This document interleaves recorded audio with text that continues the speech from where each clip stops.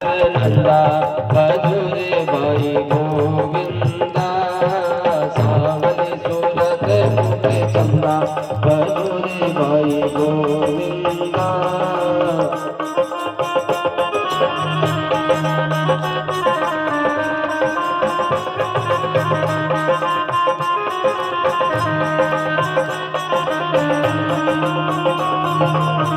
सब देवन में कृष्ण जी बड़े हैं, सब देवन में कृष्ण जी बड़े हैं। झूठा रोरे विजय चंदा बजोरे भाई गोविंदा झूठा रोरे विजय चंदा बजोरे भाई गोविंदा बड़े नागर नंदा नागर नंदा बजोरे भाई गोविंदा सूरत मुखे चंदा बजोरे भाई गोविंदा नागर नंदा बजोरे भाई गोविंदा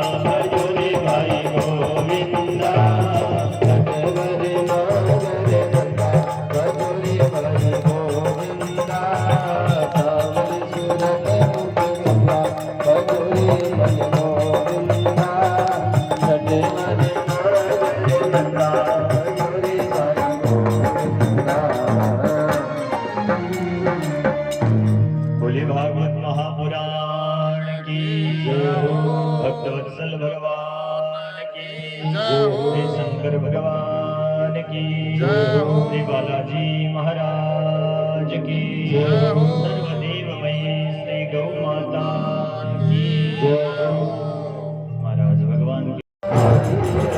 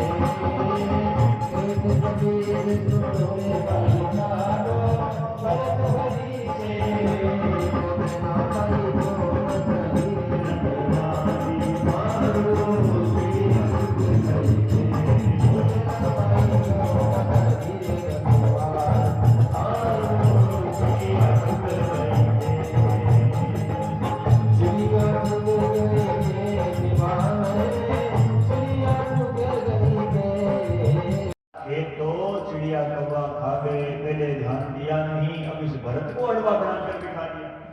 भाइयों को गुस्सा आया, अरे भरत तो अड़वा बढ़ने के भी लायक नहीं है, एक पक्षी भी नहीं उड़ा सकता, निकल जा, फालतू की मुफ्त की रोटियां खाता है। धक्के देखकर भरत जी को जीता गया।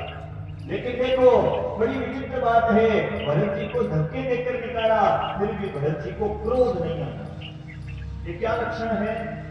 देखो संत का एक लक्षण होता है, यदि सच्चे संत की पहचान करनी हो ना तो किससे ही होगी? सच्चे संत की पहचान ज्ञान से भी नहीं हो पाएगी। सच्चे संत का लक्षण होता है कि वो सुख में और दुख में दोनों में एक समान रहता है। उस संत को माला पहना दो तो घमंड नहीं आएगा, राजी नहीं होगा। लाख रुपए पकड़ा दो, राजी नहीं होगा। धक्का दे दो, गाड़ियां निकाल दो तो भी क्रोध नहीं आता। तो सुख और दुख दोनों परिस्थिति में एक समान स्थिर बुद्धि का रहता है, उसको ज्ञानी जन संत कहते हैं। भरत की प्यासी उसको पानी की बाल्टी के लिए भी नहीं देखता है, गाय सर्दी में बैठी है उसके लिए गर्मी की व्यवस्था नहीं करता है, धूप के अंदर उसके छांव की व्यवस्था नहीं करता है, सुबह उठते ही प्रणाम नहीं करता है। और महाराज ऐसे जीव को जो झूठ बोलता है, पाप निंदा चुगली करता है, ऐसे जीव को यमराज के दूत वैतरणी नदी के पास ले जाकर पटकते हैं और कहते हैं, भक्त तूने यदि जीवन में गौ सेवा नहीं की है तो इसी वैतरणी नदी में डूब मर, नरकों के भजीले खा और वापस जन्म लेकर के 84 के चक्कर में भटकता भटकता यही पड़ा है। और जो जीव सवेरे उठती गाय को प्रणाम करता है, गाय को नमस्कार करता है, गौ माता की आरती करता है, गाय को सर्दी में बचने के लिए कुछ महाराज छप्पर की व्यवस्था करता है, गर्मियों के अंदर उसके छांव की व्यवस्था करता है, प्यासी गौ माता को पानी पिलाता है, भूखी गौ माता को चारा खिलाता है, जो बछड़े के लिए दूध छोड़ता है, जब तक दूध देवे तब तक तो सेवा करे, बाद में जो निकालता नहीं है, जीवन से लेकर बुढ़ापे तक मृत्यु तक जो गौ माता की सेवा करता है, उसको वैतरणी नदी के पास तो जाना पड़ता है। लेकिन जाने के बाद वहां गौ माता पूंछ उठाकर तैयार मिलती है और कहती है, अरे भक्त तूने तेरे परिवार में मेरी सेवा करी, मैं पूंछ उठाकर तैयार खड़ी हूं, मेरी पूंछ पकड़ ले, मैं तुझे वैतरणी पार लगा दूं। एकमात्र गौ माता है जो हमें वैतरणी पार लगा सकती है। ध्यान देना माताओं बहनों भाइयों, महाराज गाय आपके घर में सुख पूर्वक सांस छोड़ती है ना, और गौ माता केवल सांस नहीं छोड़ती, वो भगवती जगदम्बा सांस के साथ साथ तो आशीर्वाद और छोड़ती है। आशीर्वाद क्या है? पहला आशीर्वाद उस गौ माता का ये होता है, मेरे भक्त तूने जीवन भर मेरी सेवा की है, मृत्यु तक मेरी सेवा की है, जहां मैं आशीर्वाद देता हूं, जब तेरा परिवार वैतरणी के पास आएगा मैं अपनी पूंछ उठाकर तैयार मिलूंगी। पहला आशीर्वाद उसका ये होता है। और दूसरा आशीर्वाद गौ माता ये देती है, तेरे भक्त जीवन भर तूने अंत समय में मृत्यु तक मेरी सेवा की है, जहां मेरे आशीर्वाद है तेरी औलाद जिएगी, तेरे बच्चे बड़े होंगे और मृत्यु के समय में तेरा साथ नहीं छोड़ेंगे। बुढ़ापे के अंदर भी मेरी तूने जैसे सेवा की है, बुढ़ापे में भी तेरी औलाद तेरी सेवा करेगी। एकमात्र गौ माता है जो मैं वैतरणी पार लगा सकती हूँ। अच्छा, मेरी बात का विश्वास ना हो ना आपको तो मैं कहता हूँ भैया मत करना चाहिए। आपके गांव का हूं नहीं, शीतल से चलकर आया हूं, क्या पता झूठ बोलकर चला जाए, लेकिन यहां से जो भी बात कहूंगा मैं उसका प्रैक्टिकल करके देखना। मैं प्रामाणिक बात कहूंगा, कोई भी बात कहूंगा वो शास्त्र की बात कहूंगा।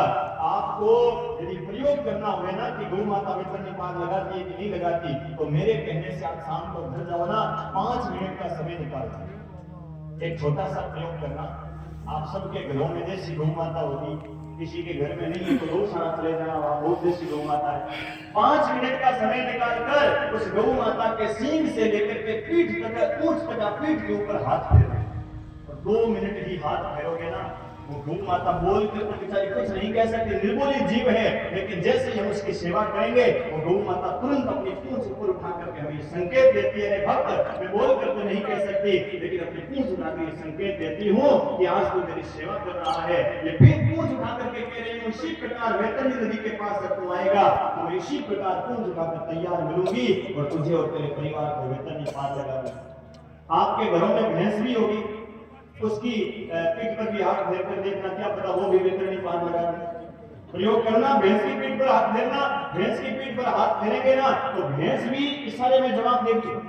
वो भी बोल तो नहीं सकती, लेकिन भैंस की पीठ पर जैसे हाथ फेरेंगे तो भैंस क्या करती है, पूंछड़ा घुमाकर जोरदार गाल के ऊपर तमाचा मारेगी, गाल लाल कर देगी। भैंस कहेगी अरे भैया मेरे चक्कर में पड़ेगा, ऐसे यमदूतों की मार खाएगा, मेरा पूंछड़ा तुझे वैतरणी पार नहीं लगाएगा। गौ माता की शरण में आपके आसपास बकरी भी होगी, उसकी पीठ पर भी हाथ फेरना कि बकरी बहुत पालते हैं, क्या पता बकरी पार लगा दे वैतरणी से। बकरी की पीठ पर हाथ फेरेंगे, बकरी भी इशारा करेगी। बकरी की पीठ पर हाथ फेरते तो बकरी क्या करती है, दोनों टांगों को चौड़ा करके पूंछ को टांगों के बीच में छिपा लेती है। बकरी कहेगी अरे भैया मेरी पूंछ तेरे पकड़ में ही नहीं आएगी तो यमदूतों से पार कैसे लगाएगी। गौ माता की शरण में जा। आजकल कुत्ता बहुत पालते हैं, कुत्ते की सेवा करके देख लेना, कुत्ते की पीठ पर हाथ फेरना, क्या पता कुत्ता वैतरणी पार लगा देने। लेकिन कुत्ते की पीठ पर हाथ फेरेंगे तो कुत्ता भी इशारा करेगा, कुत्ते की पीठ पर हाथ फेरते तो कुत्ता ऐसे ऐसे पूंछ हिलाता है कि नहीं हिलाता। कुत्ता कहेगा अरे भैया मेरे चक्कर में पड़ेगा, मेरा पूंछड़ा कभी नहीं आएगा, कभी नहीं आएगा, कभी नहीं आएगा। गौ माता की शरण में जा। एकेन सूत्रेण केवलम धेनु शरणम गच्छामि, गाय बिना गति नहीं और वेद बिना मति नहीं। एकमात्र वो भगवती जगदम्बा गौ माता ही है जो हमें नरकों से पार लगा सकती है। गाय की सेवा करें, घर के अंदर करें। प्रत्येक हिंदू का कर्तव्य है अपने घर में एक एक गाय जरूर रखें। अरे भैया गाय को बेच दिया और गौशाला में जा रहे हो दूध लेने के लिए, वो गाय कहां से आई है गौशाला में? अमेरिका से आई है क्या? जयपुर से आई है? मुंबई से आई है? हमारी गांव की गायें हैं। आपने गौशाला में तो छोड़ दिया। मैं तो धन्यवाद देता हूं जो सेवा कर रहे हैं गौ माता की। अरे कभी जाकर के देखा है आपने गौशाला के अंदर गाय छांव के अंदर है, सर्दी मर रही है, भूखी है, प्यासी है, वीडियो देख लिया, संवर जी सेवा कर रहे हैं, ये सेवा कर रहे हैं, गौशाला वाले कर रहे हैं। अरे भैया ये अपना कर्तव्य निभा रहे हैं, हमने उन गायों को छोड़ दिया। ये गायें कहीं बाहर की नहीं है, हमारे गांव की गायें हैं, फिर भी हम नींद के अंदर सो रहे हैं, घरों के अंदर मौज कर रहे हैं और वो गाय गौशाला के अंदर ठीक है सेवा हो रही है। लेकिन यदि उस गाय की दुर्दशा हुए कहीं पर भी तो महाराज उसकी आत्मा आपको गाड़ी निकालेगी। मैं इस घर से निकली हूं, इस घर के द्वारा मुझे निष्कासित किया गया है और आज मैं दर दर की ठोकर खाने को मजबूर हूं। तो क्या दुर्दशा होगी उसकी? विचार कीजिए। तन से, मन से, धन से, जैसे हो सके। केवल धन की आवश्यकता नहीं है, तन से सेवा कीजिए, मन से कीजिए। कोई कर रहा है उसका प्रोत्साहन कीजिए, उसको बढ़ावा दीजिए, उसका मनोबल मत तोड़िए, लेकिन प्रयास कीजिए। पहली बात तो मैं यही कहूंगा, प्रत्येक हिंदू अपने घर में एक एक गाय भी पाल ले ना, देसी गाय। तो मैं कहता हूं किसी की औकात नहीं है कि हमारी गौ माता को कोई गलत नजर से काटना, खाना तो क्या गौ माता को हाथ नहीं लगा सकता। यदि प्रत्येक हिंदू पाल ले रहे अपने, इतनी तो है नहीं जितने हम हैं। विचार कीजिए भाई, ये गौशाला की आवश्यकता ही क्यों पड़े हमारे गांव के अंदर, देश के अंदर? यदि हम पाल ले क्यों, लेकिन हम नहीं पालते हैं। हम खुद इतने नीच प्रवृत्ति के हो गए, जब तक दूध देवे बड़ी अच्छी लगती है, दूध देना बंद करे अच्छी नहीं लगती। तो भैया नहीं पाल सकते तो कोई बात नहीं, कम से कम गौ माताओं का सहयोग करें, सेवा करें तन मन से धन से। अमावस पूर्णिमा हुए गौशाला जाएं, कभी समय मिल गया, छुट्टियां हुए, जन्मदिन हुए गौशाला जाए, एनिवर्सरी हुए, आपकी शादी की सालगिरह हुए, गौशाला जाए, अपने हाथों से सेवा करें। इसका बड़ा लाभ मिलेगा, बड़ा पुण्य मिलेगा। तो इस प्रकार के नरकों की कथा सुनाई सुखदेव जी महाराज ने। सुखदेव जी परीक्षित से कहते हैं कि राजन, कुछ पाप हमसे अनजाने में हो जाते हैं, भूल चूक से हो जाते हैं, उनका प्रायश्चित क्या है? परीक्षित कहता है कौन से पाप हो जाते हैं भूल चूक में? तो सुखदेव जी कहते हैं राजन, घरों के अंदर रोटी बनाते हैं, चूल्हा जलाते हैं, तो उस चूल्हे के अंदर कई जीव जलकर मर जाते हैं। जानबूझकर नहीं मारा, लेकिन भूल से पाप हो जाता है। आप यहाँ आते हो ना इस कथा के अंदर, तो रोज यहाँ पर कीड़ी नगरा है। ये कीड़ी नगरा क्यों है? हमारे कारण से है। हम खुद क्या करते हैं, इन चींटियों के पैरों के अंदर जो कीड़ी निकला है उसके अंदर अनाज छोड़ देते हैं, जिसके कारण ये चींटियां आती है, पैरों के अंदर दब करके मर जाती है, उसका पाप भी लगता है। चलते फिरते पानी पीते हैं तो महाराज पानी के अंदर भी कई जीव हमारे पेट में चले जाते हैं, उसका पाप लगता है। जानबूझकर नहीं करते लेकिन भूल चूक में पाप होते हैं, उनका पाप लगता है कि नहीं लगता? सुखदेव जी कहते हैं परीक्षित बिल्कुल लगता है। चलते फिरते भी कीड़ियां मरती है ना, उनका पाप लगता है, लेकिन सुखदेव जी कहते हैं परीक्षित उन पापों का प्रायश्चित हो जाता है। वो प्रायश्चित कैसे होता है? सुखदेव जी कहते हैं परीक्षित हम गृहस्थी लोग जो होते हैं ना, वो अपने घर में 5 प्रकार के यज्ञ करते हैं, और जो व्यक्ति अपने घर में ये 5 प्रकार के यज्ञ करता है ना, उसके घर में भूल चूक से होने वाले पापों का दोष नहीं लगता। कौन से 5 यज्ञ हैं माताओं बहनों? कई लोग आप करती हो, कई लोग ये 5 यज्ञ नहीं करते, लेकिन जो नहीं करता वो आज से नियम ले, ये 5 प्रकार के यज्ञ प्रत्येक गृहस्थी के घर में होने चाहिए। कौन से यज्ञ हैं ध्यान देना। पहला यज्ञ ये है कि जब भी आप रोटी बनाओ, माताएं बहनें कर सकती है, रोटी बनाओ तो थोड़ी सी रोटी, थोड़ा सा घी, थोड़ा सा शक्कर लेकर के अग्नि देवता को भोग लगाओ। अब अग्नि कहां से आएगी? रोटी चूल्हे पर बनानी पड़ेगी, इसका मतलब है रोज घर में चूल्हा जलाना पड़ेगा। रोज घर में चूल्हा जलाओ, गैस रखते हो तो भी एक बार चूल्हा जरूर जलाओ, घर के अंदर दूध गर्म करने के लिए जलाओ। पहला यज्ञ हो गया, अग्नि को भोग लगाओ। कई माताएं लगाती है, मैं जानता हूँ, पुरानी वाली तो रोज लगाती थी। दूसरा यज्ञ क्या करना है कि जब भी रोटी बनाओ तो पहली जो रोटी हुए ना, बढ़िया रोटी, वो पहली रोटी गौ माता के लिए निकालो। बीच की जो रोटियां हुए परिवार को, बच्चों को जिमाओ, और अंतिम रोटी जो बचे वो कुत्ते के लिए निकालो। कुत्ते का स्थान घर के अंदर नहीं है, कुत्ते का स्थान घर के बाहर है। बाहर जाकर के उस कुत्ते को भी रोटी दो। हमारे धर्म में कुत्ते को मारने की बात नहीं कही है, उसको भी रोटी दो। कितनी माताएं हैं भाई जो गौ माता के लिए रोटी निकाल के एक बार हाथ उठा दीजिए ईमानदारी से, नहीं तो ये आधे से रह जाएगा। झूठा मत करना। हाँ, 4-5 नियम ले माताओं। नियम लेना है कि रोज एक रोटी गाय के लिए निकालें। बाहर गाय हुए उसको दे दो, गौशाला जाकर के दे दो, नियम ले। और अंतिम रोटी कुत्ते के लिए निकालो। कई घरों के अंदर देखते हैं महाराज, जैसे माताएं रोटी बनाती है तो गरम रोटी बनती, सीधी आवाज लगाती है, सुनो नहीं पकड़े रे पापा, तो फटाफट आठ जिम लो, बस ठंडी हो जाए, सर्दी रो टाइम है। अब महाराज पहली रोटी किसकी थी? गाय की। और खाई किसने? घरवाला ने। तो फिर स्वभाव भी महाराज वैसा ही रहता है, गाय के जैसा सीधा साधा। बीच की रोटियां बच्चों को जिमाती है, और अंतिम रोटी जो बचती है ना, बैठकर खुद खा लेती है। अंतिम रोटी किसकी थी? खाई किसने? खुद ने। तो फिर स्वभाव भी वैसा, दिन भर वो लाओ वो। देखो माताओं, बुरा मत मानना, हंसने की बात अलग है, लेकिन नियम ले घर के अंदर। एक रोटी गाय के लिए निकालो, अंतिम रोटी कुत्ते के लिए निकालो। रोटियां घरों के अंदर गिनकर के मत बनाओ। आजकल समय ऐसा आ गया है, माताएं बहनें रोटियां गिनकर बनाती है। घरवाले को पूछती है थे कितना फलका खाओ, वो कहे मैं 4 खाऊं। बाद देखे 4 घरवाला खाई, 4 मैं खाऊं, 8 2 मार छोरो खाई, तो बंदी 10 रोटियां बनावे, 11 नहीं बनावे। अरे भैया, घर में कमी नहीं आएगी। कोई भिखारी आ जावे, कोई गरीब आ जावे, कोई भूखा आ जावे, कोई अतिथि आ जावे, कोई कुत्ता आ जाए, बच जावे तो कुत्ते को दे दो, लेकिन घर के अंदर रोटियां गिनती की मत बनाओ। कोई कमी नहीं होगी। मैं कहता हूं गरीबी नहीं आएगी, 1-2 रोटी ज्यादा बढ़ जाएगी। तो कितने यज्ञ हो गए? 2 यज्ञ हो गए, ध्यान देना। तीसरा यज्ञ क्या करना है? 5 यज्ञ बता रहा हूं। तीसरा यज्ञ करना है कि रोज थोड़ा सा आटा लो, और चींटियों का बिल हो, वहां पर उस आटे को छोड़ो, लेकिन पैरों के अंदर वो चींटियां नहीं होनी चाहिए। जैसे यहाँ पर है, वो पेड़ की जड़ों के पास में हो, दीवार के किनारे हो, वहां पर उन चींटियों के लिए आटे की व्यवस्था करो। तीसरा यज्ञ हो गया। चौथा यज्ञ क्या करना है? रोज थोड़ा सा अनाज लो।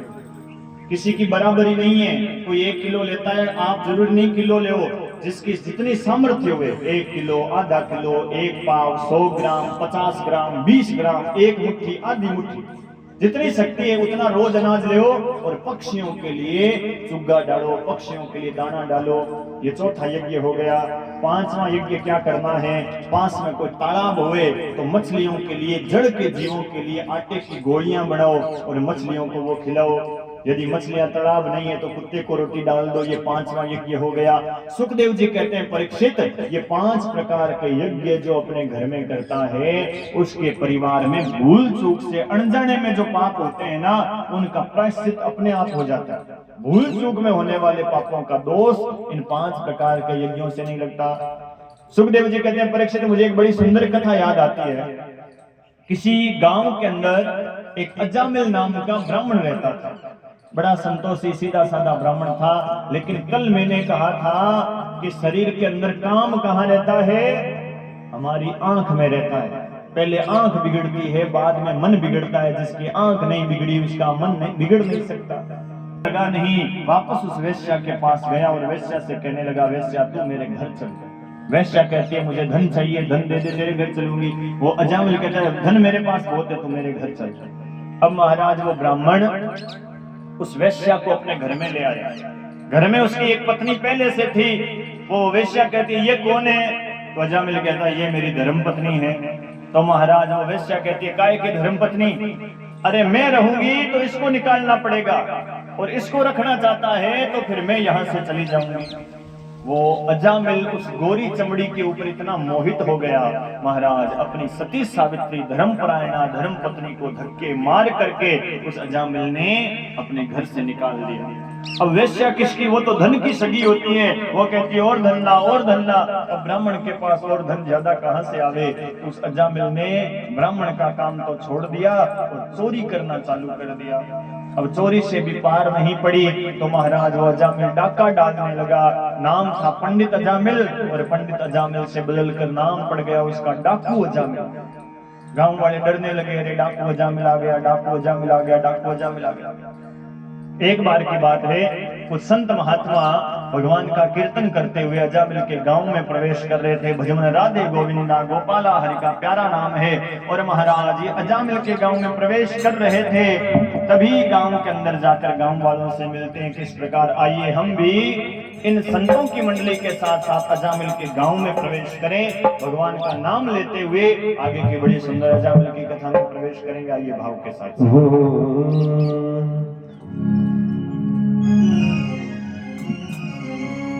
श्रीमन राधे गोविंदा गोपाला हरि राम प्यारा नाम है। श्रीमन राधे गोविंदा गोपाला हरि राम प्यारा नाम है। गोपाला हरि राम प्यारा नाम है। नंदलाला हरि राम प्यारा नाम है। गोपाला हरि राम प्यारा नाम है। विजबाला हरि राम प्यारा नाम है। श्रीमन राधे गोविंदा गोपाला हरि राम प्यारा नाम है। गोर मुकुट सर गल मन माला केसर तिलक लगाए, केसर तिलक लगाए। मोर मुकुट सर गल मन माला केसर तिलक लगाए, केसर तिलक लगाए। वृंदावन रे कुंज गगन में सबको नाच नचाए। मानो मन रे कुंज गगन में सबको नाच नचाए। श्रीमन राधे गोविंदा गोपाला हरि राम प्यारा नाम है। श्रीमन राधे गोविंदा मन भजले हरि राम प्यारा नाम है। मन भजले हरि राम प्यारा नाम है। नंदलाला हरि राम प्यारा नाम है। श्रीमन राधे गोविंदा गोपाला हरि राम प्यारा नाम है।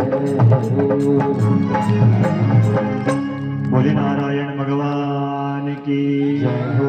अब उस संतों की मंडली ने जैसे ही अजामिल के गांव में प्रवेश किया और प्रवेश करके गांव के अंदर कुछ युवा बच्चे बैठे थे। संतों ने सोचा आज गांव में इसी में विश्राम करेंगे, फिर कल चलेंगे आगे।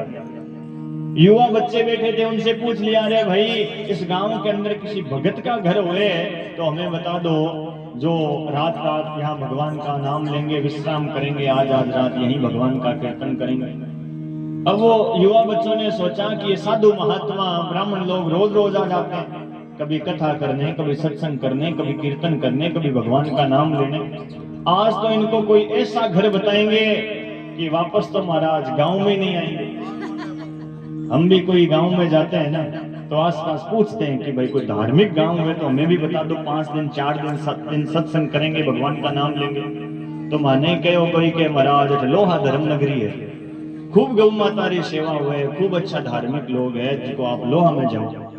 तो भाई गांव तो बड़ो धार्मिक है और खूब कृपा है ठाकुर जी री गांव रे माथे, कमी कहीं कोनी, राम जी कमी राखे भी नहीं, थोड़ी सी संख्या ही गांव रे मायने कम है धर्म रखने, बस इतनी है बात। और श्रोता बहुत अच्छे हैं भाई, भाव से सुनने वाले सभी, चाहे माताएं बहनें हो चाहे भाई लोग हो।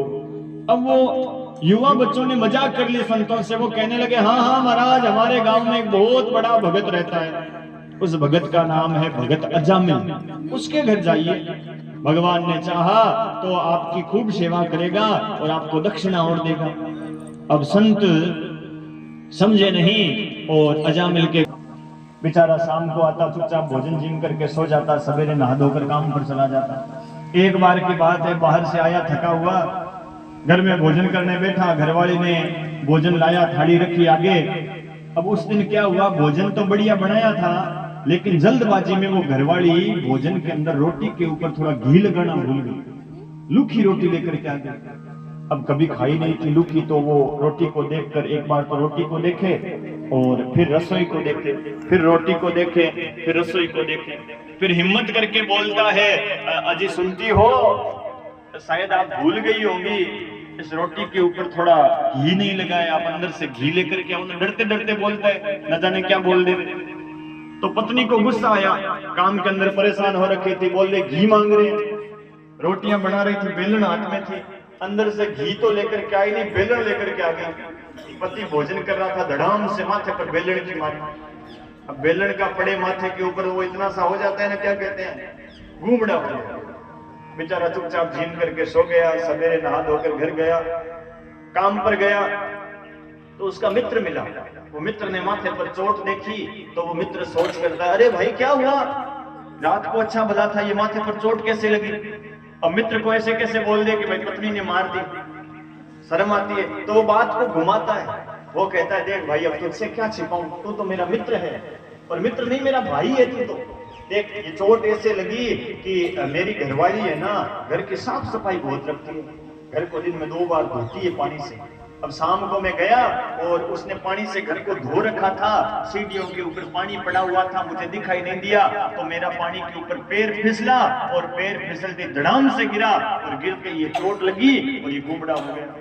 तो वो दूसरा मित्र क्या कहता है, वो दूसरा मित्र कहता है, अरे भाई इतनी सी बात है, अरे चोट लग गई तो इस चोट के ऊपर घी लगाना चाहिए था ना, घी लगाता तो चोट ठीक हो जाती।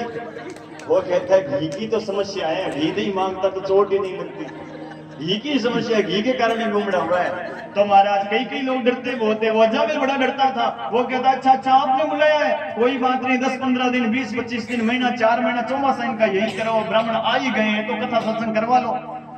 अब महाराज अजामिल अंदर चला गया। सवेरे वो संत जाने लगे। संतों ने सोचा कि भाई हमने जिसके घर का अन्न खाया है उसका कल्याण जरूर करेंगे। संत ब्राह्मण किसी के घर में अन्न खाते हैं तो उसके कल्याण के लिए भगवान से प्रार्थना जरूर करते हैं। इसका कल्याण कैसे होगा? तो संतों ने एक तरीका निकाला। संतों ने अजामिल से आवाज लगाई, अजामिल दरवाजा खोल। अजामिल कहता है क्या चाहिए? तो संत कहते हैं कि हम देख 10 ब्राह्मण हैं, शरीर से संत बन गए लेकिन शरीर से ब्राह्मण हैं, और हमने तेरे घर का अन्न खाया है। संत को ब्राह्मण को भोजन जिमाओ तो भोजन के बाद दक्षिणा देनी पड़ती है, बिना दक्षिणा का भोजन का फल नहीं मिलता है। मंदिर के अंदर आटा चढ़ाओ, आटे में 1 चिमटी नमक नहीं डालो, उस आटे का फल नहीं मिलता है। आप यदि कोई वस्तु चढ़ाओ, कपड़ा चढ़ाओ, वस्त्र चढ़ाओ, उसके साथ रुपया 2 रुपया दक्षिणा ना दो तो उस अन्न का वस्त्र का फल नहीं मिलता है। भोजन जिमा दिया, रुपया 2 रुपया दक्षिणा नहीं दी तो भोजन का फल नहीं मिलता, तो हमें दक्षिणा दे। अजामिल कहता है मेरे से दक्षिणा मांग रहे हो, भूतों से ही पूत मांगते हो। ये तलवार देखिए ना, अभी दक्षिणा दूंगा कि लोटा छोटा तंबूरा चिमटा भी यहाँ छोड़कर भागना पड़ेगा, जाओ कोई दक्षिणा नहीं है। वो वेश्या कहती है अरे पहली बार तो संत आए हैं, दक्षिणा मांग रहे, कमी थोड़ी कोई दे दो। उसके कहते ही वो अजामिल कहते अच्छा अच्छा आप मांगिए बाबा, क्या दक्षिणा चाहिए?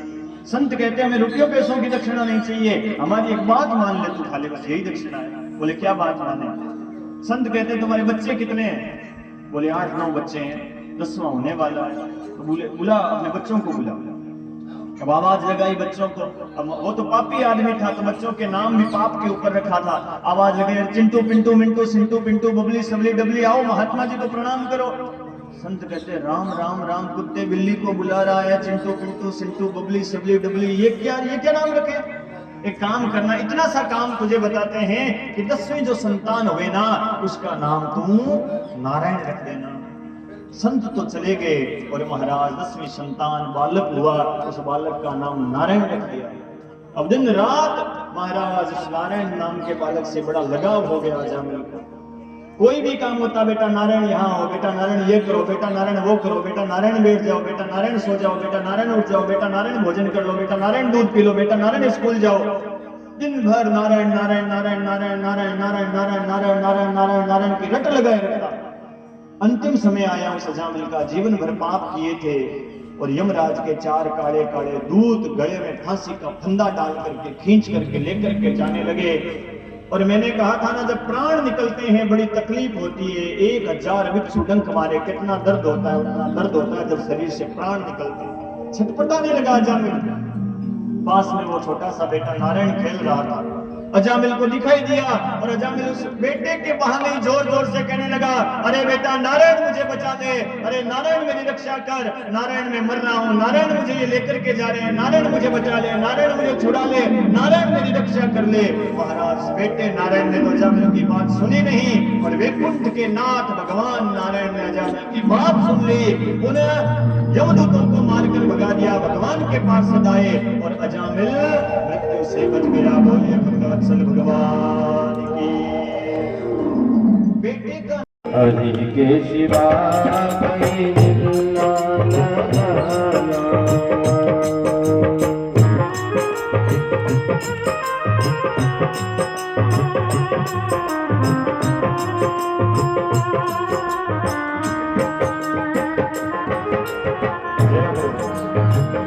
जो प्रभु का गुणगान किया है, सच्चा जीवन वो ही जिया है, सच्चा जीवन वो ही जिया है।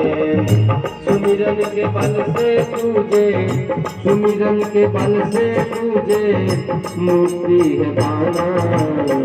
हरि के शिवा कहीं जिंदा लगाना। महाराज वो गजराज हाथी पिछले जन्म में कौन था और वो मगरमच्छ कौन था? कहते हैं वो मगरमच्छ जो था वो हूहू नाम का गंधर्व था। मुक्तो देवल श्रापेन हूहू गंधर्व नामिता। एक देवल नाम के ऋषि थे, वो नदी में स्नान कर रहे थे और महाराज हूहू नाम के गंधर्व ने देवल ऋषि से मजाक किया। पानी के अंदर जाकर पैर पकड़ा तो देवल ऋषि ने श्राप दे दिया, कौन मगरमच्छ के समान पानी में पैर पकड़ता है, जा तू मगरमच्छ बन जा। देवल ऋषि के श्राप से वो मगरमच्छ बना हूहू नाम का गंधर्व। और वो हाथी कौन था? इंद्रद्युम्न नाम का राजा था। ये हाथी क्यों बना? एक बार ये इंद्रद्युम्न नाम का राजा ऐसे पैर फैलाकर पड़ा था और दुर्वासा ऋषि आए। दुर्वासा ऋषि को देख करके भी उठकर नमस्कार नहीं किया तो दुर्वासा ऋषि ने कह दिया, कौन हाथी के समान पैर फैलाकर पड़ा है, क्षत्रिय होकर जा तो हाथी बन जा। ये श्राप के कारण दोनों बने थे, आज इनका उद्धार हो गया।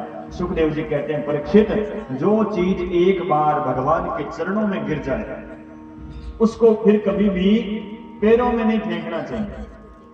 ये गलती हम भी करते हैं, उससे घर की लक्ष्मी चली जाती है। हम क्या करते हैं? भगवान के आगे प्रसाद चढ़ाया, भगवान के आगे पुष्प चढ़ाया, उसको दूसरे दिन उठा करके फेंक देते हैं।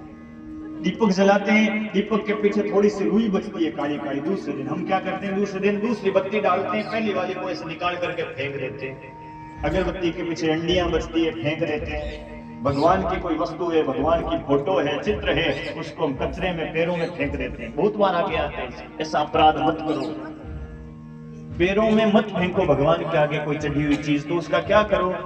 उसको एक थैली के अंदर इकट्ठा करो, वो रुई बचे प्रसाद कुसुम माला पैरों में मत गिराओ। आपकी प्रसाद खाने की इच्छा नहीं है तो ले मत, प्रसाद देने वाला हुए उसको बोल दो भाई थोड़ा सा दे दे, ज्यादा ले मत, लेकिन ले लिया तो पैरों में मत फेंको उसको। करना क्या है, थैली में इकट्ठा करो और फिर क्या करो, कभी तीर्थ जाओ तो तीर्थों के नदियों के अंदर उसको प्रवाहित कर दो।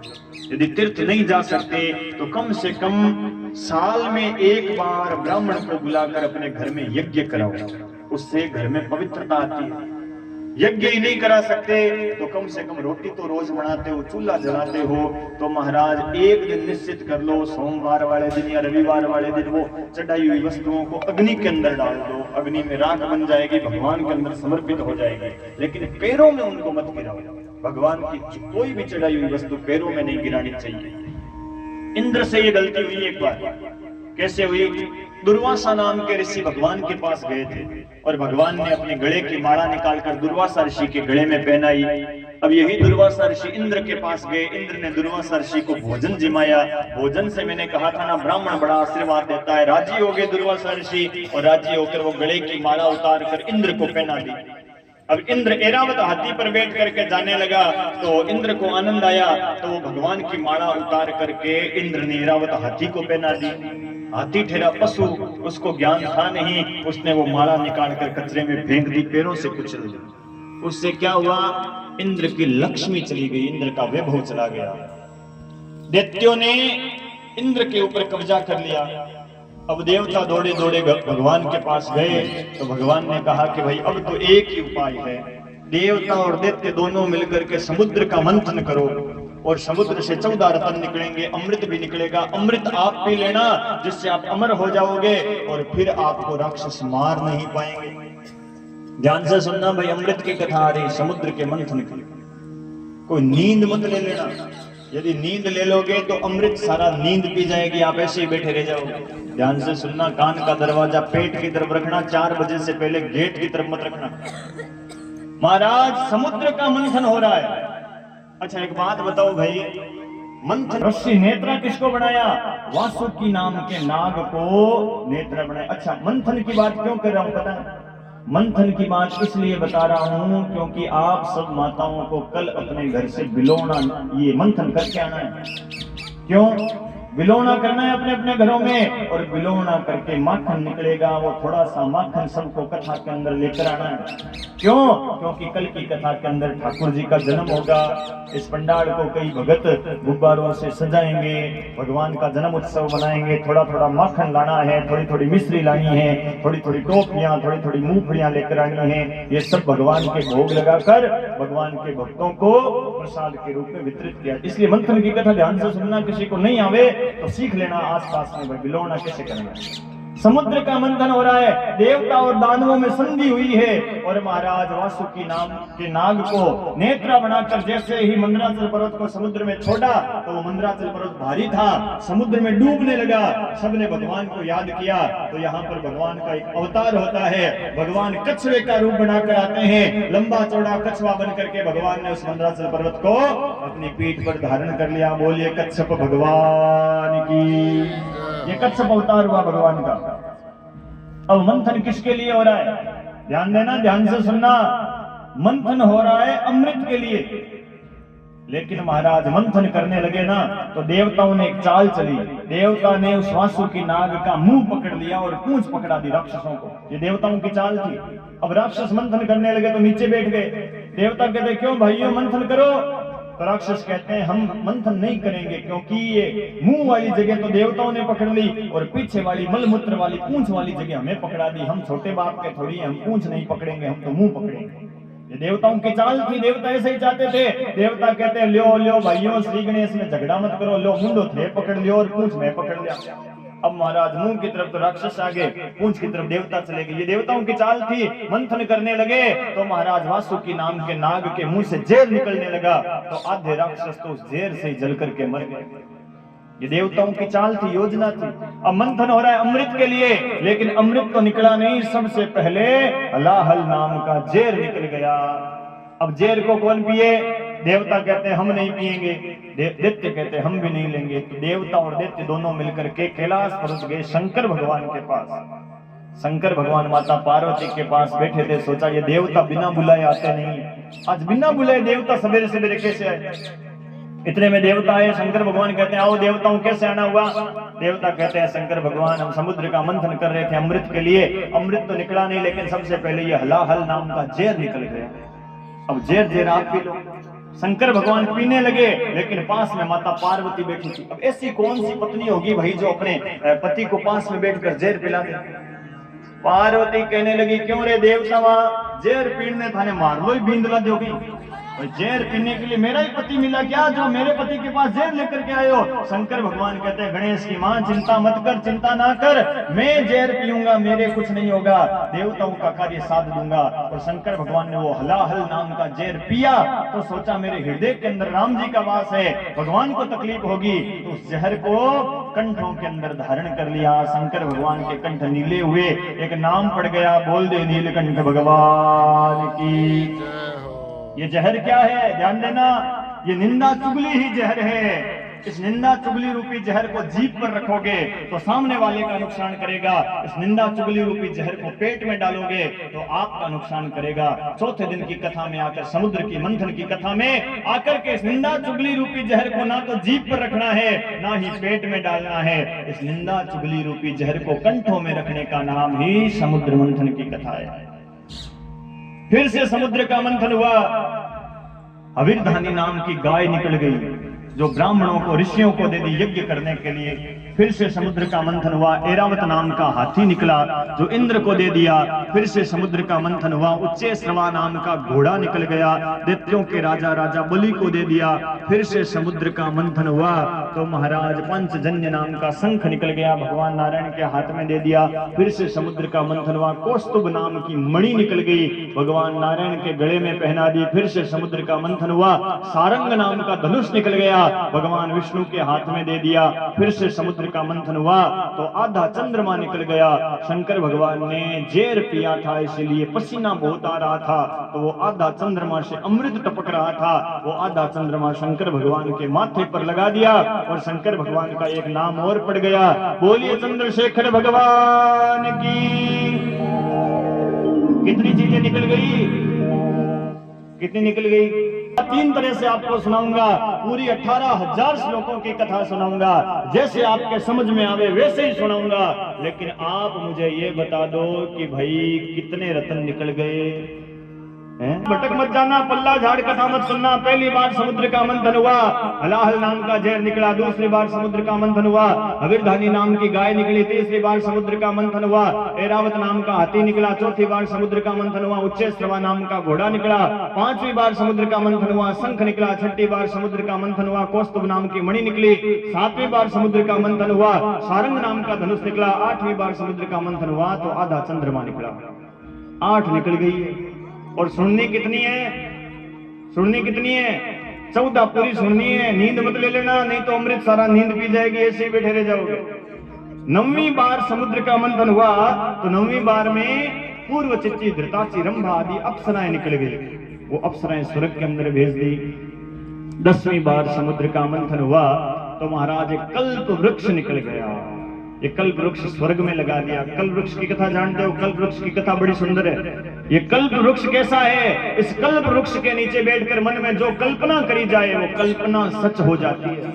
और ये भागवत भी कल्प वृक्ष है। सच्ची श्रद्धा सच्चे विश्वास से जो इसकी शरण में आता है, ये भागवत की कृपा से उसकी कल्पना जरूर पूरी होती है, उसके घर एक दिन भागवत जरूर आती है। कल्प वृक्ष की कथा बड़ी सुंदर है। एक बार महाराज नारद जी मृत्यु लोक में आए और नारद जी ने देखा एक कोई 80-85 साल का बूढ़ा आदमी अपने घर के आगे घट्टी पीस रहा था। नारद जी कहते हैं भले आदमी, माड़ा फेरने के दिन है, घट्टी पीस रहा है। बूढ़ा आदमी कहता है नारद जी क्या करूं, घरवाली दुख बहुत देती है, घट्टी भी पिसवाती है, बर्तन भी मंजवाती है, झाड़ू भी निकलवाती है। नारद जी कहते हैं मेरे साथ चल, स्वर्ग के अंदर भगवान का दर्शन कराता हूं, तेरा दारिद्र मिट जाएगा। नारद जी के साथ वो बूढ़ा आदमी जाने लगा। अब महाराज नारद जी स्वर्ग में लेकर गए और स्वर्ग में कल्प वृक्ष के नीचे बिठा दिया। नारद जी ने उसको कह दिया कि इस पेड़ के नीचे बैठा रहे, भगवान से पूछ कर आता हूं भगवान कब मिलेंगे। लेकिन हाँ, तुझे कोई चीज चाहिए ना तो कल्प वृक्ष के नीचे बैठकर मन में कल्पना करना, अपने आप ही मिल जाएगी। मैं तब तक आता हूँ भगवान से मिलकर। नारद जी गए, पीछे उसको प्यास लगी, उसने सोचा भाई प्यास लगी है, पानी मंगा लूं। मन में सोचा कि बढ़िया ठंडा ठंडा मीठा पानी आ जाए। कल्प वृक्ष था, मन में सोचते ही मटकी आ गई, ठंडा पानी मीठा मीठा अमृत जैसा लोटा आ गया, गिलास आ गया। पानी पीकर तृप्त हुआ, भूख लगी, सोचा बढ़िया भोजन आ जाए। पाटे के ऊपर थाली लगी हुई, 56 भोग परोसा हुआ, थाली के अंदर आसन आ गया बैठने के लिए, बढ़िया 56 भोग किया। अब भोजन करते ही थोड़ी नींद आती, नींद आने लगी, सोचा यहाँ बिस्तर आ जावे तो कैसा करे। मन में सोचते ही मांचा आ गया, रजाई तकिया पथरना आ गया, बढ़िया नींद लेने लगा। स्वर्ग के अंदर बढ़िया ठंडी ठंडी हवा आ रही थी। फिर सोचने लगा ये स्वर्ग है, यहाँ पर वो अप्सराएं होती है, पैर दबाने वाली, हाथ दबाने वाली। 2-4 अप्सराएं आ जावे तो मेरा पैर दबा देवे, हाथ दबा देवे। कल्प वृक्ष था, नीचे बैठा बैठा सोचने लगा, सोचते ही 4 अप्सराएं आ गई, 2 पैर दबावे, 2 हाथ दबावे। फिर मन में सोचने लगा ये अप्सराएं पैर तो दबा रही है, लेकिन इन अप्सराओं को पैर दबाते दबाते यदि मेरी घरवाली देख लेवे ना तो घरवाली तो देखते झाड़ू से मारे। अब मन में सोच रहा था, भूल गया था, कल्प वृक्ष के नीचे बैठा हूं, जैसे ही मन में सोचा घरवाली झाड़ू से मारे, महाराज घरवाली सच में ही आ गई, झाड़ू लेकर दबे दबे दबे झाड़ू से मारने लगी। आगे आगे घरवाला और पीछे पीछे महाराज घरवाली झाड़ू लेकर मारने लगी। नारद जी मिल गए, नारद जी से कहने लगा, रे नारद जी ये घरवाली तो यहाँ स्वर्ग में ही आ गई। नारद जी कहते हैं, भले आदमी, मैंने तुझे कल्प वृक्ष के नीचे बिठाया था, तू कल्प वृक्ष के नीचे बैठकर मन में ये सोच लेता कि मुझे भगवान मिल जाए तो तुझे भगवान मिल जाते, लेकिन तूने सोचा कि घरवाली झाड़ू से मारे तो नीचे जाकर गट्टी पीस भाई झाड़ू से ही मारेगी, तो भाई कथा में तो आएंगे नहीं, तो भाई झाड़ू से ही मारेगी। इसीलिए ये कल्प वृक्ष है भागवत रूपी, इसकी शरण में जो आता है ये कल्प वृक्ष की कृपा से वो कल्पना भी सच कर देते। 11वीं बार में कल्प वृक्ष निकल गया। अब महाराज 10वीं बार में कल्प वृक्ष निकला है, 11वीं बार समुद्र का मंथन हुआ तो महाराज लक्ष्मी माता की बड़ी बहन जिसका नाम है दारिद्रा देवी निकल गई। अब दारिद्रा को कौन लेवे? देवता कहते हैं हम नहीं लेंगे, दैत्य कहते हैं हम नहीं लेंगे। तो भगवान विष्णु ने उस दारिद्रा का विवाह जंगल के अंदर पिंपल के साथ कर दिया। दारिद्रा कहती है मैं पिंपल के साथ जंगल में रहूंगी। तो भगवान विष्णु ने कहा दारिद्रा चिंता मत कर, प्रत्येक शनिवार को और प्रत्येक अमावस को मैं और तेरी छोटी बहन लक्ष्मी तुझसे मिलने के लिए जरूर आएंगे। इसीलिए शनिवार और अमावस को पिंपल की पूजा जरूर करनी चाहिए। और इसी कारण से लोग घर में पिंपल लग जाता है ना तो डरते हैं कि घर में पिंपल नहीं लगाना। क्यों नहीं लगाना? इसलिए नहीं लगाना क्योंकि दारिद्रा का वास होता है। यदि लग जावे तो काटना नहीं चाहिए, किसी समझदार व्यक्ति को बुलाकर कोई गौशाला में, शमशान में, मंदिर में लगाना चाहिए। एक पिंपल काटे 100 पिंपल लगावे तब उसका प्रायश्चित होता है। और एक कोई पिंपल लगा देवे तो एक अश्वमेध यज्ञ करे उतना फल मिलता है एक पिंपल लगाने से। 12वीं बार समुद्र का मंथन करने लगे तो महाराज दारिद्रा की छोटी बहन ठुमक ठुमक ठुमक ठुमक ठुमक ठुमक करती हुई लक्ष्मी माता निकल गई। अब लक्ष्मी के आते झगड़ा होने लगा। देवता कहते हैं हमारी होगी, दैत्य कहते हैं हमारी होगी। दैत्य तो आपस में लड़ाई करने लगे। तुमड़ी वाला बाबा नारद भी बैठा था। नारद जी ने सोचा 2 कलहो तृतीय से लाभा, 2 की लड़ाई में तीसरे का फायदा होता है। आज ये लक्ष्मी हमारी हो जावे तो हमारा तो कमान अपना ही उतर जावे। नारद भी चाहता है लक्ष्मी को, लक्ष्मी से कोई वंचित नहीं रहा है। कई लोग कहते हैं हमारे गुरुजी है ना लक्ष्मी को हाथ नहीं लगाते। हाँ, हाथ नहीं लगाएंगे। कथा करके जाएंगे ना तो चेलों से कहेंगे चेला लक्ष्मी के हाथ नहीं लगाता, 30 लाख रुपया मेरे खाते में डाल दे। हैं? हाथ नहीं लगा? अरे हाथ ही तो नहीं लगाना। कई मेरे जैसे सीधे साधे होते हैं, ऐसे हाथ करके लेते हैं, कई टेढ़े वाले हाथ को ऐसे टेढ़ा करके लेते हैं। लक्ष्मी से वंचित कोई नहीं रहा है। नारद भी चाहता है लक्ष्मी को। कई सीधे साधे होते हैं बड़े बड़े और कई टेढ़े वाले होते हैं, हाथ को टेढ़ा करके लेते हैं। लेकिन महाराज लक्ष्मी सबको चाहिए। नारद भी चाहता है लक्ष्मी को, तुमड़ी वाला बाबा भी। लड़ाई होने लगी तो भगवान ने लक्ष्मी के हाथ में एक माला दे दी और कहा कि जिसके गले में माला पहनाएगी लक्ष्मी उसकी हो जाएगी। सबके बाद जची से जची तुमड़ी वाले बाबे नारद के तो फिटो फिट बैठ गई। नारद जी ने सोचा सबसे सुंदर तो मैं ही हूं, आज तो लक्ष्मी मेरी हो जाएगी। लक्ष्मी सबसे पहले दुर्वासा ऋषि के पास गई, सोचा इनके गले में माला पहना दूं। फिर सोचा अरे ये तो ब्राह्मण है और ब्राह्मण मुझे पचा नहीं पाएगा। ब्राह्मण के पास भाई लक्ष्मी ज्यादा टिकती नहीं है। आप देख लेना 2 पीढ़ी 4 पीढ़ी से ज्यादा ब्राह्मण के पास लक्ष्मी टिकती नहीं है। और महाराज देखो, किसी के ऊपर कृपा हो जाए तो वो अलग बात है, बढ़िया ही बात है, मैं तो कहता हूं, लेकिन ब्राह्मणों के घर में लक्ष्मी क्यों नहीं टिकती? क्योंकि महाराज एक बार भृगु ऋषि ने भगवान नारायण के छाती पर लात की मारी थी। भगवान ने तो कुछ नहीं कहा, लक्ष्मी माता पैर दबा रही थी। लक्ष्मी माता ने कहा, रे ब्राह्मण होकर मेरे पति की छाती पर लात की मारता है, जाओ आज से मैं ब्राह्मणों का त्याग करती हूं। उस दिन से ब्राह्मणों के पास लक्ष्मी, हाँ, ब्राह्मण के पास सरस्वती टिकती है। लक्ष्मी किसके पास टिकती है? वाणियों के पास टिकती है, सेठों के पास। आपके गांव में है क्या कोई? हाँ, नहीं है तो फिर ठीक है।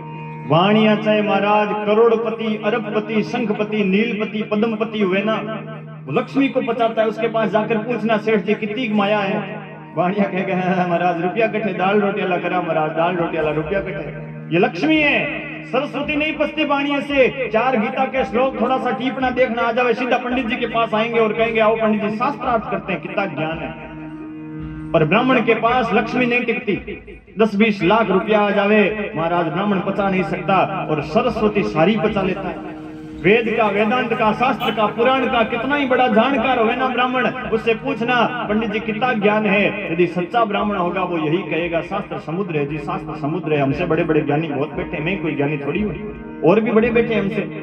ये सरस्वती है, ब्राह्मण पचाता है, इसलिए दुर्वासा ऋषि को फेल कर दिया। आगे गई लक्ष्मी, नारद जी खड़े थे, गोल मटोल सा नारद जी का चेहरा, वीणा पर बड़ी मीठी मीठी तान छेड़ रहे थे। आंख बंद कर ली। नारद जी ने सोचा सबसे सुंदर तो मैं हूं, आज तो लक्ष्मी मेरी हो जाएगी। और जैसे ही लक्ष्मी ने नारद जी के गले में माला पहनाने की सोची, उसी समय सूक्ष्म दृष्टि से ध्यान लगा कर देखा तो क्या पाया कि अरे ये तो चुगलखोर नंबर 1 का है। जहां पर दूसरे की निंदा चुगली होती है ना, वहां लक्ष्मी टिकती नहीं है। ध्यान देना, आपके घर में कोई पराये की निंदा चुगली करे तो हाथ जोड़कर बोलना, भैया मेरे घर में पराये की निंदा चुगली मत कर, मेरे घर की लक्ष्मी को यहीं रहने दे, मेरे घर की लक्ष्मी को बाहर मत निकाल। इसलिए नारद जी को फेल कर दिया।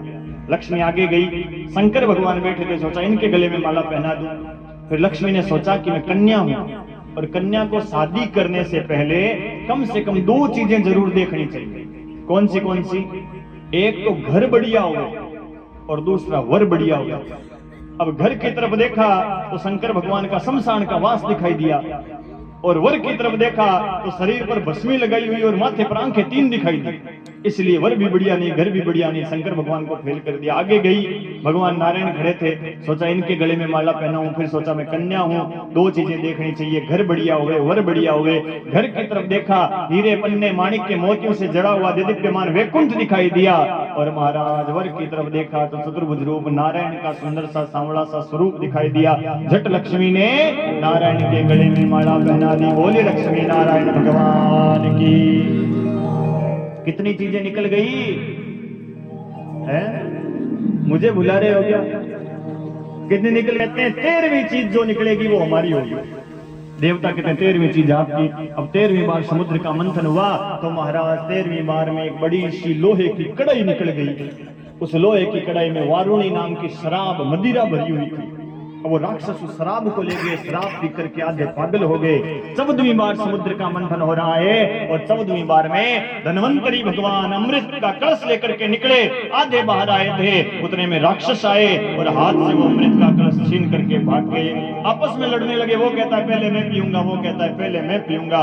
भगवान का यहाँ एक मोहिनी अवतार होता है, भगवान स्त्री बनकर आते हैं। एक तरफ देवताओं को बिठाया, एक तरफ दैत्यों को बिठाया, और भगवान मोहिनी सुंदर सा स्त्री का रूप बनकर कलश साथ में लिया है। और राक्षसों से कहते हैं देखो दैत्यों, मैं आपकी तरफ हूं, इसलिए आपके फायदे की बात बताते हैं। इस अमृत के अंदर ना नीचे नीचे तो बढ़िया अमृत है और ऊपर पतला पतला पानी है। आप कहो तो ये पतला पतला पानी तो देवताओं को पिला दूं, और नीचे जो बढ़िया अमृत बचेगा ना वो आपको पिलाऊंगी, आप कहो तो।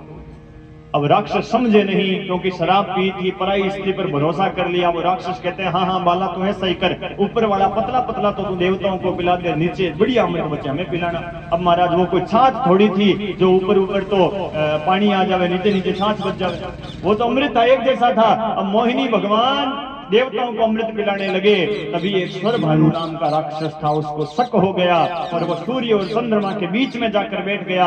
और जैसे ही उसको अमृत पिलाया, सूर्य चंद्रमा ने शिकायत कर दी, भगवान का सुदर्शन चक्र आया, उस राक्षस का सिर धड़ से अलग कर दिया। लेकिन उसने अमृत पिया था, इस कारण वो मरा नहीं, माथे का राहु बन गया और शरीर का धड़ का केतु बन गया। सूर्य और चंद्रमा ने शिकायत करी थी, इसलिए आज भी ये राहु और केतु सूर्य और चंद्रमा को डसने के लिए आते हैं। ये सूर्य ग्रहण और चंद्र ग्रहण उस दिन से चालू हुआ। इतना पुराना हमारा सनातन धर्म है, इसको समझने की आवश्यकता है। अब महाराज देवताओं ने अमृत पी लिया। दैत्यों के राजा हैं, राक्षसों के राजा का नाम है राजा बलि। राजा बलि के गुरु हैं शुक्राचार्य। राजा बलि कहते हैं कि गुरुदेव, अब इन देवताओं को हम मार तो नहीं सकते, लेकिन जीत तो सकते हैं, हरा तो सकते हैं, कोई उपाय बताओ। तो शुक्राचार्य कहते हैं, राजा बलि, जितनी हो सके उतनी गायों की सेवा कर, जितनी हो सके उतनी संतों की सेवा कर, जितनी हो सके ब्राह्मणों की सेवा कर। यदि गाय का, ब्राह्मण का, संत का आशीर्वाद मिल गया तो केवल इंद्र को नहीं, 3 त्रिलोकी को तो जीत लेगा। राजा बलि ने ब्राह्मणों को बुलाया, यज्ञ करवाना, कथा करवाना चालू करवाया, गौ माताओं की सेवा करनी चालू करी। और एक दिन शुक्राचार्य कहते हैं, जा राजा बलि, मेरा आशीर्वाद है, 3 त्रिलोकी को तो जीत लेगा। राजा बलि ने 3 त्रिलोकी को हरा करके अपने कब्जे में कर लिया। देवता मारे मारे फिरने लगे। देवताओं की मां का नाम है माता अदिति। माता अदिति के पति का नाम है कश्यप ऋषि। माता अदिति ने कश्यप ऋषि से कहा, पति देव, मेरे पुत्र जो देवता है ये भटक रहे हैं, आप उपाय बताओ, इनका सिंहासन स्वर्ग वापस कैसे मिले। तो कश्यप ऋषि ने माता अदिति को पयोव्रत नाम का व्रत बताया है, जो फाल्गुन मास की प्रतिपदा से लेकर त्रयोदशी तक दूध पीकर ये व्रत किया जाता है। और इस व्रत के प्रभाव से माता अदिति के गर्भ से वामन भगवान का प्रकट हुआ। बोलिए वामन भगवान की। छोटे से वामन भगवान है।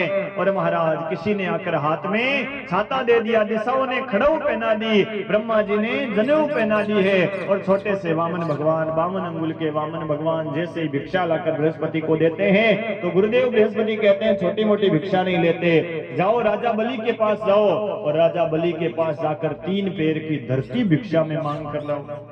राजा बलि यज्ञ पर यज्ञ कर रहा था और उसी समय वामन भगवान जैसे ही राजा बलि के द्वार पर पहुंचते हैं, राजा बलि स्वागत करने लगा, वामन का रूप बनाया, राजा बलि के द्वारे आया। किस प्रकार वामन भगवान का छोटा सा स्वरूप है और राजा बलि के द्वार पर भीख मांगने के लिए जा रहे हैं और कैसे स्वागत कर रहे हैं, ये बड़े भाव के साथ हम सभी सुने।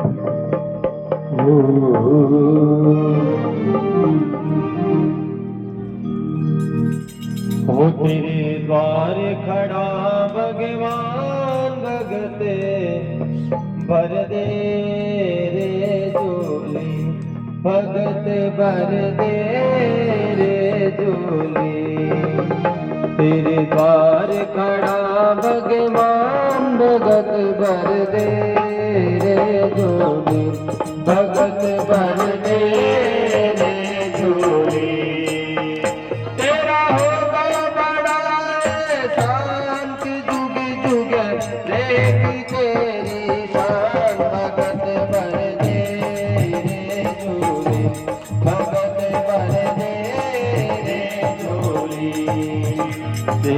द्वार खड़ा भगवान, भगत भर दे रे झोली।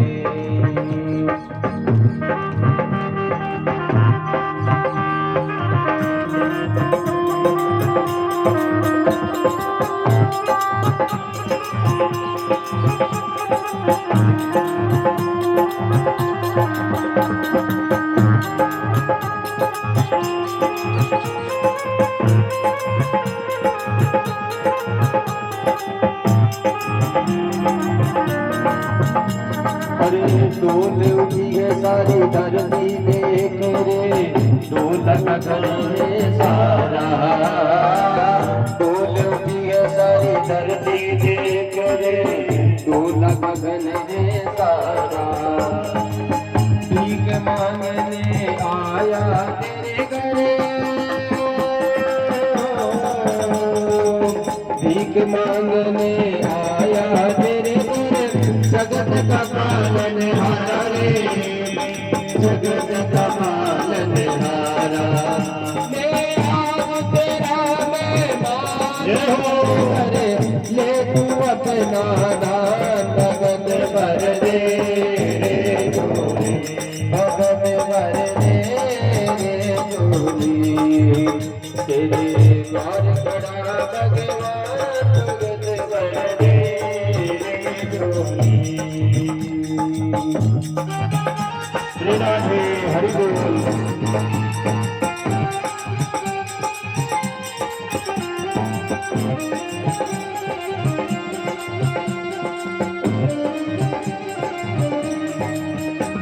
अरे आज लूटा दे सर्व से अपना मान ले कहना मेरा आज लूटा दे सर्व से अपना मान ले कहना मेरा मिट जाएगा पल में तेरे मिट जाएगा पल में तेरे जन्म जन्म का फेरा रे जन्म जन्म का फेरा तू छोड़ सकल अभिमान करे मैं तू अपना भगत भर दे रे झोली भगत भर दे रे झोली तेरे द्वार खड़ा भगवान भगत भर दे रे झोली।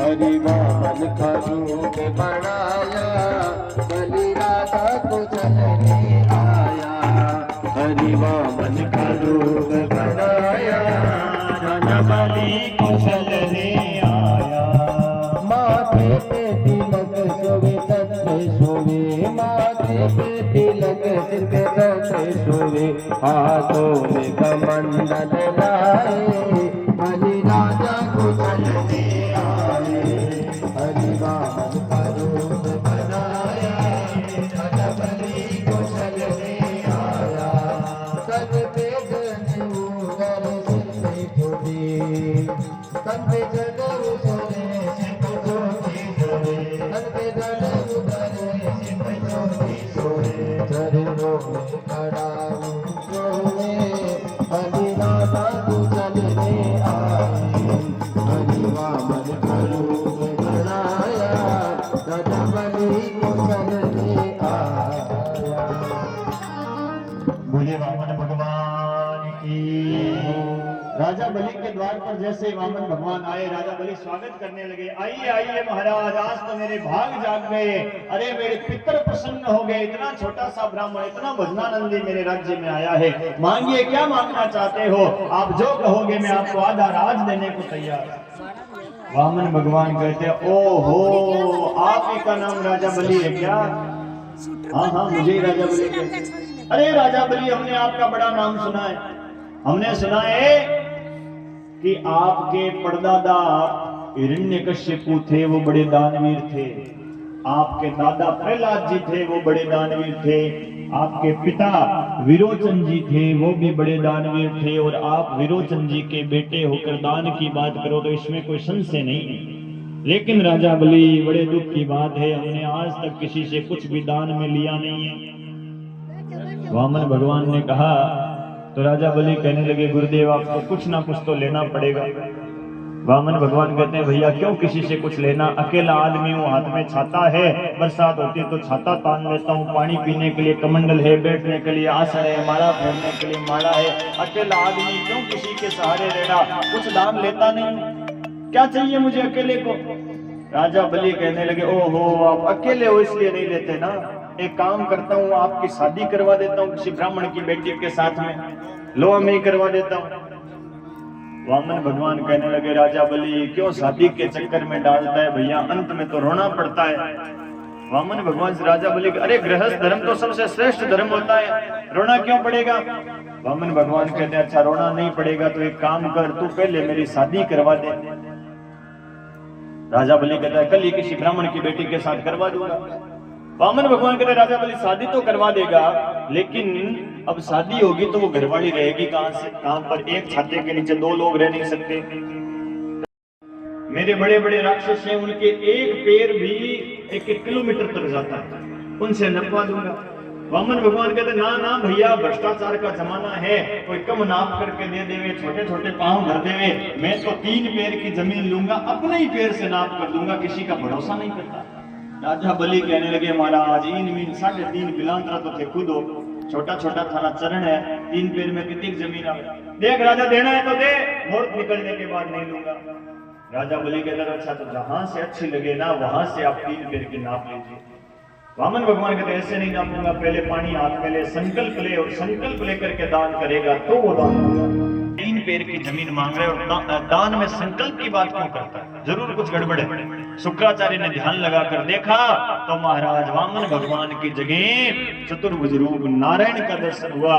शुक्राचार्य राजा बलि को कहते राजा बलि पास में आ, पास में एक राज की बात बताता हूँ, कान में बताऊंगा। देख ना तो ये कोई बामन है ना कोई 53 है, ये साक्षात नारायण है जो ब्राह्मण का भेष बनाकर आया है। 2 पैर में तेरी 3 त्रिलोकी नाप लेगा, तीसरा पैर कहाँ रखेगा? लुट जाएगा, बर्बाद हो जाएगा। इनको हाथ जोड़ के बोल दे कि ब्राह्मण देवता मैंने कोई दान की बात ही नहीं करी। झूठ बोल दे कि मैंने तो दान की बात ही नहीं करी, फिर कभी आना, फिर कभी देंगे, आज तो जाइए यहाँ से, निकाल दे। राजा बलि कहता है गुरुदेव आप ब्राह्मण होकर के झूठ बोलना सिखाते हो, झूठ बोलने की बात करते हो। ब्राह्मण होकर के मैं झूठ नहीं करूंगा, मेरे घर आया हुआ ब्राह्मण है, मैं खाली नहीं जाने दूंगा। शुक्राचार्य कहते हैं मूर्ख राजा, शास्त्र की बात बताऊं क्या तुझे? अरे शास्त्रों में लिखा है 8 जगह ऐसी बताइए, शास्त्रों में 8 जगह जहां पर एक बार झूठ भी बोल देवे ना तो झूठ का दोष नहीं लगता। ये शास्त्र में लिखी हुई बात है। कौन सी 8 जगह? ध्यान देना, राजा बलि को शुक्राचार्य ने बताई है ये 8 जगह, एक बार के लिए छूट है। कहते हैं स्त्रीषु नर्म विवाहे च मृत्यर्थे प्राण संकटे गो ब्राह्मणे हिंसाया नृतम शाजुगुप्सितम। ये भागवत में श्लोक आता है। पहला स्थान बताया है स्त्रीषु। इन माताओं बहनों को हम रोज प्रणाम करते हैं, लेकिन महाराज माताओं बहनों से कोई राज की बात छिपानी हुए और छिपाने के लिए झूठ बोलना पड़े तो एक बार तो माताओं बहनों से झूठ बोलने में दोष नहीं लगता। क्यों नहीं लगता? क्योंकि माताओं बहनों को कोई बात बताओ और अखबार में खबर छपवाओ, मामला बराबर ही होता है। अखबार में छपवाते हैं तो दूसरे दिन छप कर आती है, और माताओं बहनों को बताते हैं तो महाराज शाम से पहले पूरे लोहा में खबर फैल जाती है कि भाई गांव में बालाजी के मंदिर में नए बाश में कथा हो रही है। लेकिन महाराज माताओं बहनों का इसमें दोष नहीं है। माताओं बहनों के पेट में बात टिकती नहीं है। इसका कारण क्या है? माताओं बहनों को एक श्राप लगा हुआ है। पता है क्या माताओं किसका श्राप लगा है? कथाएं तो बहुत हुई है गांव में। किसका श्राप लगा है? ध्यान से सुनना, युधिष्ठिर जी महाराज का श्राप लगा है। ये श्राप क्यों लगा? जब युधिष्ठिर जी कौरवों का पिंडदान कर रहे थे तो उनके पास माता कुंती आई थी, और कुंती ने कहा बेटा युधिष्ठिर एक पिंड तू कर्ण के नाम का और दे दे। युधिष्ठिर कहता है माता कर्ण मेरा भाई नहीं था, मेरी जाति का नहीं था, तो कर्ण का पिंड मैं कैसे दूं? तो कुंती ने कहा बेटा युधिष्ठिर कर्ण तुम्हारा भाई नहीं, जाति का ही नहीं बल्कि तुम्हारा सगा भाई था। कर्ण मेरा बेटा था, कुंवारी अवस्था के अंदर कर्ण जन्मा था, इसलिए लोक लाज के कारण मैंने कर्ण को बहते हुए पानी में बहा दिया था, बाकी कर्ण तुम्हारा सगा भाई था। युधिष्ठिर कहता है मां कर्ण के समान संसार में कोई दानवीर नहीं था, कर्ण के समान कोई धनुर्धारी योद्धा नहीं था। हमें पता होता कि कर्ण हमारा भाई था तो हम पांचों भाई कर्ण का बाल भी बांका नहीं होने देते, लेकिन मां तुमने लोक लाज के कारण एक भाई के हाथों से दूसरे भाई की हत्या करवा दी। जाओ मैं तुम स्त्रियों को श्राप देता हूँ, माताओं को श्राप देता हूँ, आज के बाद कोई भी राज की बात होगी वो माताओं के पेट में टिकेगी नहीं। इस कारण ये युधिष्ठिर जी का श्राप लगाए। माताओं बहनों थे चिंता मत करो, थे तो अपन पेट भर भर अपन बातों फैलाओ बड़े, अपन तो श्राप लग गए, अपन दोष ही कोई। स्त्री सु नर्म विवाह से 8 जगह बता रहा हूं। दूसरी जगह हंसी मजाक में एक बार झूठ निकल जाए तो दोष नहीं लगता। विवाह है, चाहे किसी का घर बसता हो, और थोड़ा बहुत, ज्यादा नहीं, थोड़ा बहुत 19-21 करने से झूठ निकल जाए तो वहां दोष नहीं लगता। वृत्तिर्थ है, किसी का सारा धन खत्म हो रहा हो, एक बार झूठ बोलने से बचता हो तो वहां दोष नहीं लगता। प्राण संकटे, अपने प्राण संकट में हो और एक बार झूठ बोलने से प्राण बचते हो तो एक बार के लिए, बार बार नहीं, एक बार के लिए छूट दी है शास्त्र ने।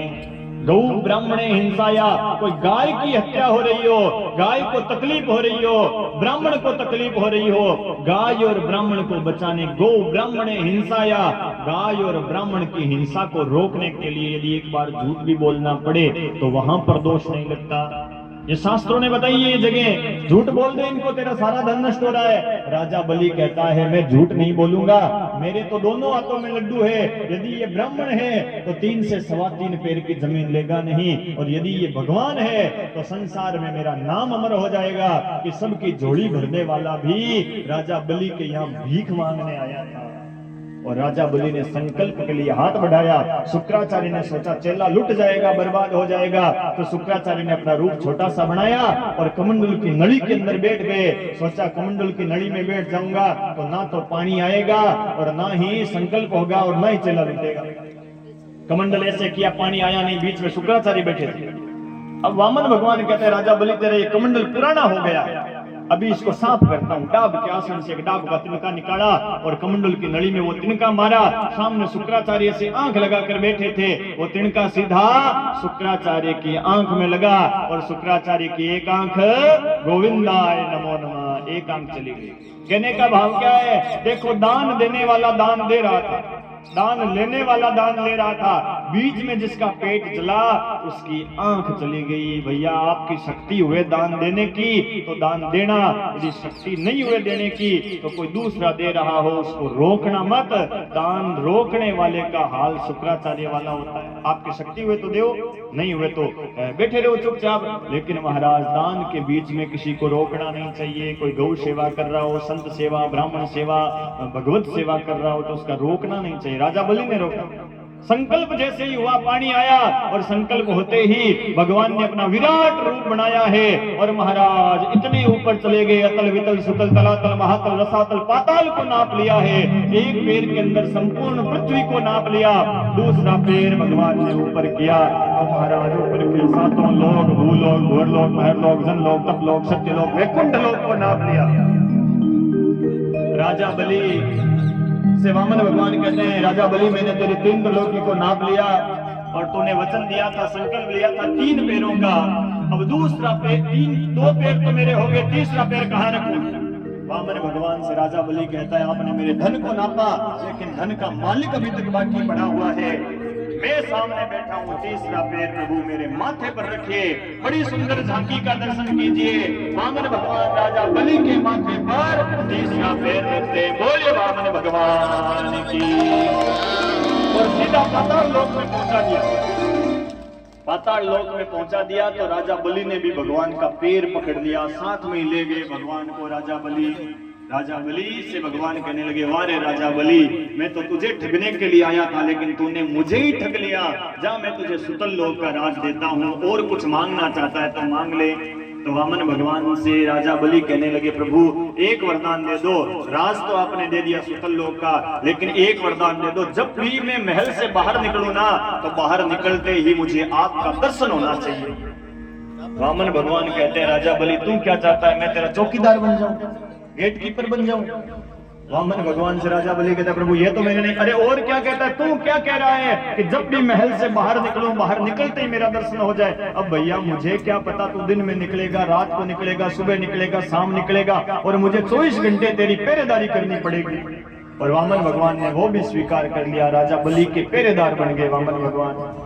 इधर माता लक्ष्मी को पता चला कि भगवान आए नहीं, 6 महीने हो गए, स्वर्ग में ढूंढ लिया, वैकुंठ में ढूंढ लिया। नारद जी से पूछा तो नारद जी कहते हैं लक्ष्मी माता आजकल वामन भगवान तो राजा बलि के यहाँ पर चौकीदारी की नौकरी कर रहे हैं। लक्ष्मी गई राजा बलि के पास और राजा बलि के हाथ में राखी बांधी तो राजा बलि कहता है तुम मेरी बहन है, मांग बहन, क्या मांगना चाहती है? तो लक्ष्मी कहती है राजा बलि यदि बहन मानता है और कुछ देना चाहता है ना तो तेरा वो चौकीदार है ना, वो चौकीदार दे दे मुझे, उसको लेने के लिए आई। राजा बलि समझ गए लक्ष्मी है, नारायण को लेने के लिए आई है, और लक्ष्मी नारायण को लेकर आ गई। उसी दिन से हमारे सनातन धर्म में ये रक्षाबंधन का त्योहार चालू हुआ था। सबसे पहले माता लक्ष्मी ने राजा बलि के हाथ में राखी बांधी थी, और हम सनातन धर्मावलंबी लोग आज भी उस परंपरा को निभा रहे हैं। ये रक्षाबंधन का त्योहार इतना पुराना है, और वामन भगवान आज भी राजा बलि के द्वार पर जाते हैं। 4 महीने चौमासा होता है ना, देव शयनी एकादशी से देव उठनी 11, तब तक भगवान, हम कहते हैं ना भगवान नींद में है, भगवान शयन करते हैं। ये शयन नहीं, भगवान का वचन है कि राजा बलि मैं पूरे साल में 4 महीने तेरे पास आऊंगा। उस समय शादी विवाह के मुहूर्त बंद हो जाते हैं, क्योंकि भगवान राजा बलि के यहाँ सुतरलोक में जाते हैं और देव उठनी 11 आती है, तब भगवान वापस वैकुंठ में आते हैं और शुभ विवाह चालू होते हैं। इतना पुराना हमारा सनातन धर्म है, हमें गर्व होना चाहिए। हम सनातन धर्म की इस कथा के अंदर भाग ले रहे हैं। कथा किसी एक व्यक्ति की नहीं है, पूरे गांव की कथा है। आप सबको बढ़ चढ़ करके इस कथा में भाग लेना है। आज की कथा को हम यहीं विराम देते हैं। कल की कथा के लिए एक सूचना विशेष, मैंने कहा था 4 बजे कथा हो ही जाएगी, अभी 5-10 मिनट और बाकी पड़े हुए हैं कथा के। तो कल की कथा के अंदर भगवान कृष्ण के जन्मोत्सव की कथा होगी। नंद के आनंद भयो जय कन्हैया लाल की, गुंजारे गूंजेंगे भगवान के जयकारों के, और सभी को अपने अपने घरों से थोड़ा थोड़ा माखन, थोड़ी थोड़ी मिश्री, थोड़ी मूंगफलियां, टोपियां इत्यादि प्रसाद लेकर के आना है, और सबको भगवान का प्रसाद लेना है। बधाइयां मिलेगी सबको, खूब इस पंडाल को सजाएंगे, आनंद का उत्सव मनाएंगे। भगवान राम की वंशावली की कथा होगी। कथा चालू होते है और कोई सूचना है। कथा में जिका जिका दानदाता दान दियो है और नाम है, तो जोरदार ताली के साथ स्वागत भी करना है। 1100 रुपए तिलोकाराम जी ढाका, जोरदार ताली के साथ स्वागत करो साहब।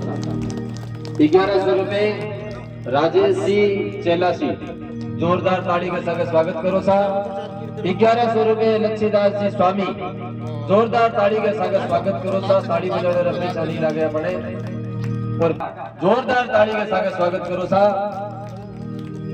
श्रीमद् भागवत कथा में दानदाता दान दियो है, और आप लोगों से भी निवेदन है कि ज्यादा से ज्यादा दान करो भागवत कथा रमायने।